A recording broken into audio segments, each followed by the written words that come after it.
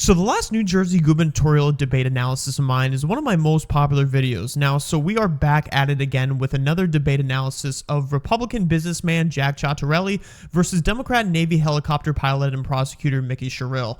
Now, before we get things started, and spoiler alert, Jack Ciattarelli bent her over and spanked her yet again. I want to talk about the controversies that are facing Mickey Sherrill. Back in 2020, her campaign sent out political emails that falsely referred to her as a lieutenant commander in the Navy, which how on earth do you accidentally do that? That frankly seems impossible to be an accident, but she left the service at the rank lieutenant, which is an 03 in the Navy. In the Army, it's captain.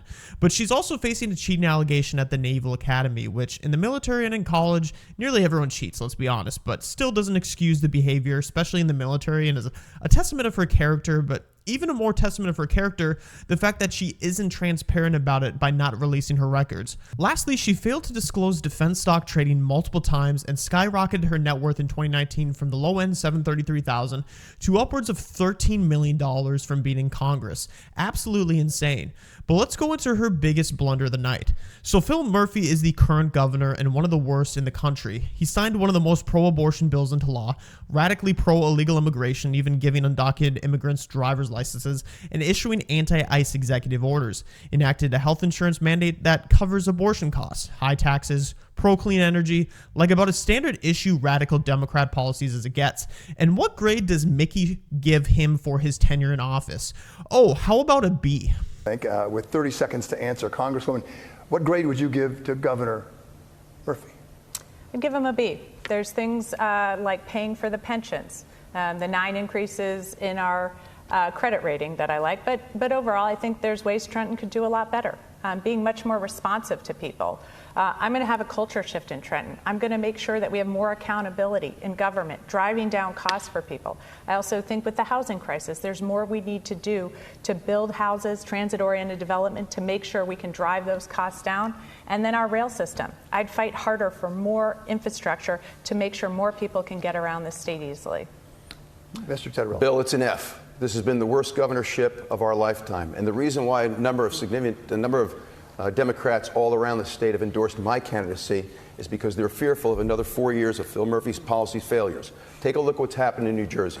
We have an affordability crisis because of property taxes, electricity rate, housing, and child care. We have a public education crisis because we watered down the public school curriculum. We have a public safety crisis because we don't let our local police do their jobs. And we have an overdevelopment crisis in our suburban communities because of high-density housing. It's been a failure across the board, and we need change. Now that is an answer, but what on earth was Mickey thinking for giving Phil a B? She made the same mistake Kamala made about saying she wouldn't change anything about Biden's presidency like she made on The View. Also, her first high brain thing she will do differently than Phil is being much more responsive to people. What does that even mean? And driving down costs. Wow, what a rocket surgeon level response. And then she goes into the housing crisis like everyone does. What, build more Section 8 housing to attract more minorities to trash the neighborhood and enslave them in the welfare system, being reliant on government their whole life and not let market drive the costs? This woman is ridiculous, but it gets even more worse. Since she did so bad the last debate, she did some digging into Jack to see if she could hit him with a gotcha moment, falsely claiming that he killed tens of thousands of people for his medical publishing company, Galen Publishing. Look it up. There is zero evidence that that company killed anyone due to opioids. They had a big contract with the University of Tennessee Pharmacy School producing educational materials, and that's what she magically came up with. She supported those open border policies. But with regard to everything she just said about my professional career, which provided my family, it's a lie. I'm proud of my career. You get 30 seconds. I'm happy to publish the information. And here are the sure facts. You are. I work because I think our kids deserve better.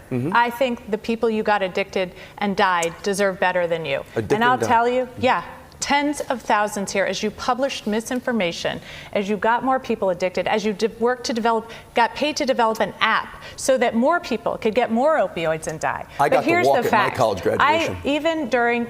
I got the walk at my college graduation. And I'm so glad that you then went on to kill tens of thousands of people in New Jersey, including children, and I never broke the law. You just broke the law. In fact, your campaign right now is under federal investigation for how you illegally got access to my records. So to say that right now, and I think you're trying to divert from the fact that you killed tens of thousands of people by printing your misinformation, your propaganda, and then getting paid to develop an app so that people could more easily get the opioids once they were addicted. Families across the state deserve to know more about that. This reminds me of when the Democrats said Trump had blood in his hands with COVID. Then Biden got all the most deaths, but how about that?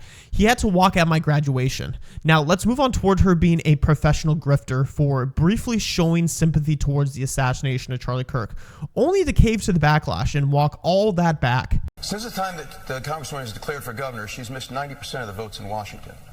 But a few Fridays ago, she skipped out of two very important joint appearances in New Jersey to get to Washington, D.C. to vote yes on the Charlie Kirk resolution celebrating his life.